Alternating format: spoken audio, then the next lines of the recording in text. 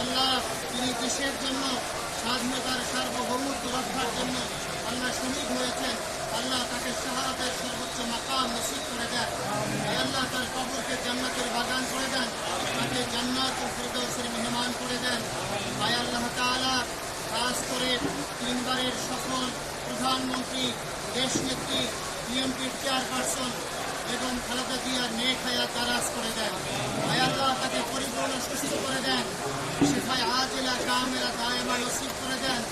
আল্লাহ তাআলা আমাদের বর্তমান বিএনপি যিনি ভারপ্রাপ্ত চেয়ারম্যান জনাব তারেক রহমানের নেক হায়াত দারাজ করে দেন। আল্লাহ তিনি এই দেশকে করার জন্য যেই শপথ দিয়েছেন, যেই প্রত্যয় ব্যক্ত করেছেন, যে বক্তব্য 25 তারিখে দিয়েছেন, আল্লাহ তার বক্তব্যের আলোকে একটি সুন্দর দেশ গড়ার তৌফিক নসিব করে দেন।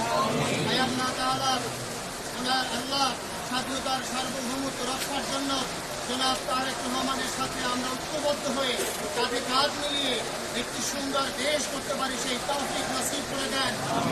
আল্লাহ তাআলা এই কবরস্থানে এখানে যারা শাহিদ আছেন কবি নজরুল সহ আল্লাহ তাদের সকলের কবর আযাব মাফ করে দেন, তাদের সকলকে কবুল করে নেন।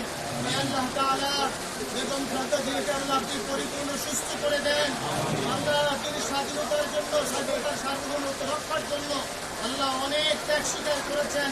আল্লাহ তাআলা আপনি তাকে পরিপূর্ণ সুস্থ করে দেন। আল্লাহ 71-এর যারা যুদ্ধ করেছে, যারা আল্লাহ 24-এর জুলাই আন্দোলনে শাহাদাত বরণ করেছে, এভাবে যারাই শহীদ হয়েছেন তাদের সকলের দুই হাত দিয়ে আমরা বকশিশ করে দিলাম। রব্বির হামহুমা কামা রব্বায়ানি সগীরা, রব্বির হামহুমা কামা রব্বায়ানি সগীরা, রব্বির হামহুমা কামা রব্বায়ানি সগীরা। سبحان ربك رب العزة عما يصفون وسلام على المرسلين والحمد لله رب العالمين. भाई